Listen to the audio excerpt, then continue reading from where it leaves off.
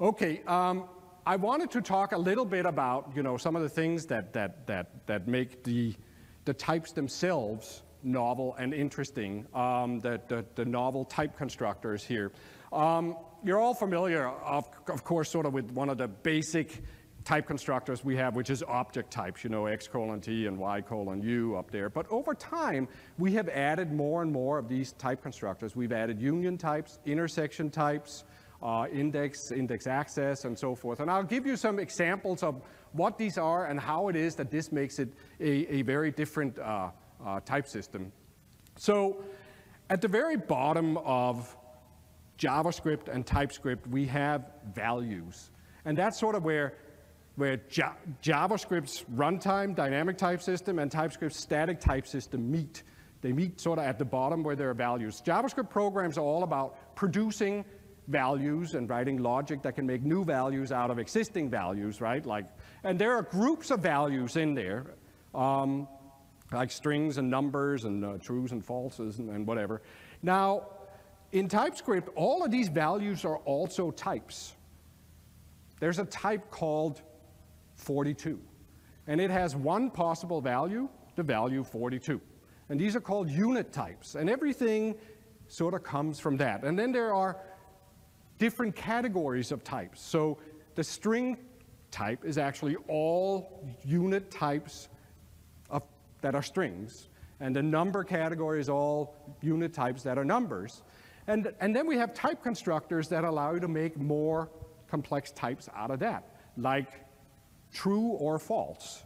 That is actually exactly the same as the built-in Boolean type. It has two possible values, and it's a union of either true or false, right? And that's sort of how everything builds up, if you will.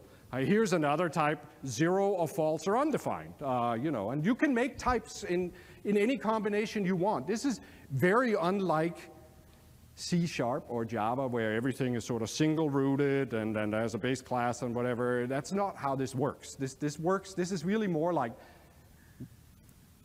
reasoning about sets of possible values. That's really what the type system is doing.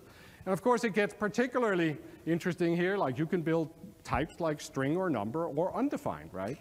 And union types are this deep enabler that we use in control flow-based type analysis because we understand now what JavaScript statement constructs, what effects they have on types. If, for example, I have a variable whose type is string or number undefined, say it's x, call it x, and I say if x, open curly, well, we know that that construct removes the type undefined because that would not execute. And that means we can restrict the union type down to string and number.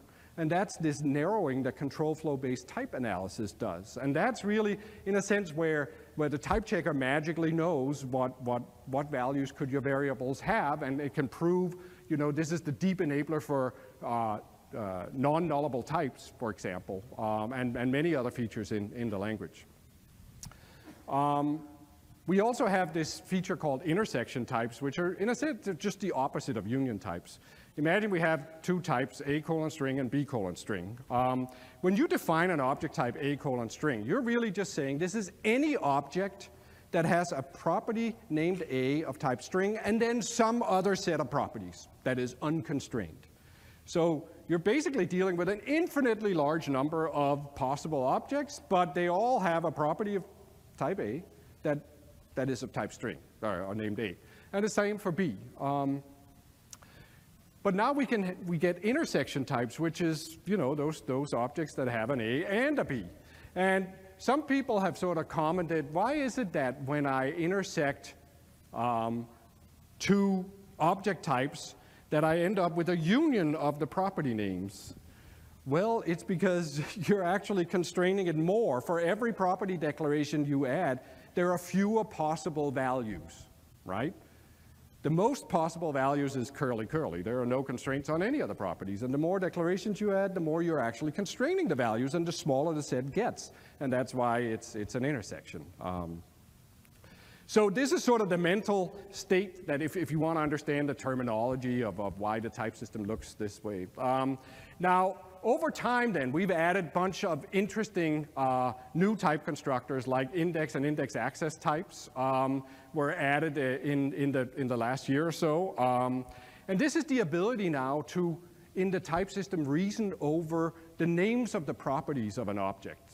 So here, for example, I have a foo type that has 3 properties. And we have a built-in type operator called keyup that allows you to say, what are the possible names of properties of this type? And that'll give you a union type A or B or C. Those are the possible string names of those properties. We also have this thing we call index access type, where you say, I'd like a type that is the same as the type of the A property in foo. So you can reach into things. That is an index access type. But remember again that this all operates on sets. So if you have a foo type and you index it with key of foo, well, that means you're now saying, it's going to be A or B or C. I don't know which one it's going to be, though. But if I index a foo with an A or B or C, what type would I get? Well, you would get a number or string array, right? And so you see how we're operating on sets all the time, and we're trying to figure out, what are these things? And this, so you're going to ask, why is this useful? Well, because there are lots of patterns in JavaScript where you pass around objects and property names, and then you want to fish out the property by that name. It's parameterized. Like, for example, a get property method. This is how get and setting properties in React works, right? But you need to now be able to reason about that at a higher level. So you want to be able to say, here's a get property that takes some object T and some key that is whatever the permissible property names of T are, and it returns a T sub K. But we don't know what T and K are yet. But once we infer it, then we would like to type check it accordingly, right? And so here, if I declare myself a variable of type foo and some key, then if I say get property of foo, comma A, then we know, now we can infer type number for A, and we can infer an error, or give an error because we know X is not a valid property name. And we could even say, if you give us something that is an A or a B or a C, well, then you're going to get a number or a string array. So with these type operators, we can now actually start to give types to patterns that occur in JavaScript libraries, and therefore we can finally give you better statement completion. And index map types are sort of the same idea here, where you can make a function that creates a record type, where you pass in the names of the properties you want and the value that you want to put in each property, and then we can strongly typed understand what comes out of it. And you can also write crazy things like wrapping a proxy around an object and have us understand how this all pans out. So here is, for example, a thing that wraps a get and set proxy around every property in an object type. And now if I give you an item here, then I get back something that has the same properties, but each property has been turned into a getter or setter of the same type, which is something that also happens a lot in JavaScript frameworks. Now, part of what this all turns into is sort of like us having to actually reason a lot about these higher order type equivalences. That's really what our job becomes, and we understand, like the compiler understands all of these higher order type relationships. This is the part that gets hard for the compiler implementer. But behind all of this crazy type theory, there's actually some really useful real-world applications, and this is what powers all this excellent statement completion that we can provide. And the latest addition to the family here is conditional types, which allows us to express non-uniform type mappings. And I'll give you some examples here. Let's say I have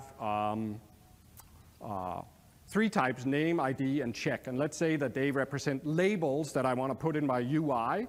I have a certain kind of UI element that's called name that I use for strings, and IDs I use for numbers, and checks I use for Boolean values, right? Now let's say I want to write a function that takes some value and creates the label that corresponds to that value. Well, now I would have to write a whole bunch of overloads. I'm sure some of you have written overloads like this, where, hey, if you give me a string, then you get back a name, and if you give me a number, you get back an ID, and if you give me a Boolean, you get a check. But then, of course, you might give me something that is string or number or Boolean, in which case you get one of the others. In fact, it's not even complete here, because you might give me just string or number, in which case you should only get name or ID back and not check, because it couldn't be that, right? And so you see how this can very quickly get unwieldy to try to write a whole bunch of overloads. And really what you want is sort of the ability instead to express it in the type system more directly. And that is what conditional types enable you to do. So here we can declare a label for type. So I give you a T, and then when T extends string, I want you to give me back name. And when T extends number, I want to get ID, and when T extends Boolean, I want to get check. Otherwise, this should never happen, is what this type says. And now I can declare create label as just, it takes some T, that is a string or number or Boolean, and then it gets back a label type that corresponds to that type, right?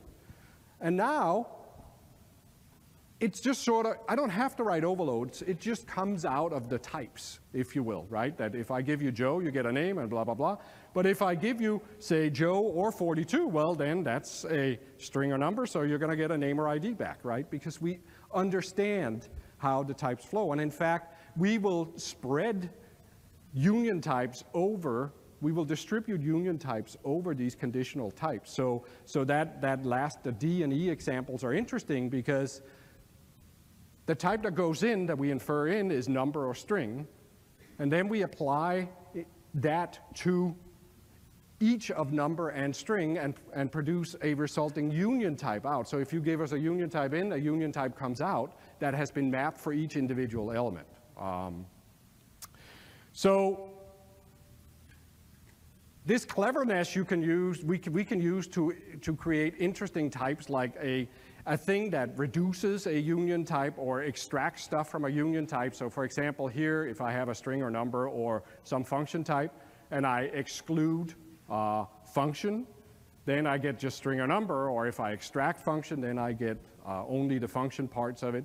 But now I can make a non-nullable of T that gets rid of null and undefined from some T, and that's actually quite useful.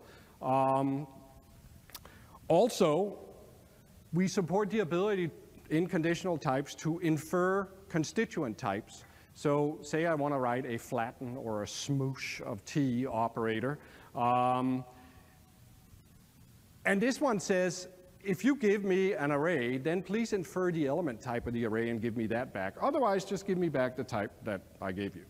And now, flatten of string is just a string, but flatten of number array is a number. And so you can actually do some interesting reaching into types. And this turns out to be very useful for creating a very wanted type operator called return type. Say I have some function type, I want now to get the return type of that function type. Well, you can create a conditional type that reaches in and gives you that. It's useful, like, let's say I have written some function that returns some complicated object literal. Well, return type of foo will give you back that type. And in fact, we can now build all of these into lib.d.ts, the predefined types. We already have partial read-only and pick and record that some of you may have seen. But now in Typescript 2.8, we've added exclude and extract, non-nullable, return type, instance type, and so forth. Okay, so that's a lot of slide work. Let me try to show you what this looks like in action. So let me switch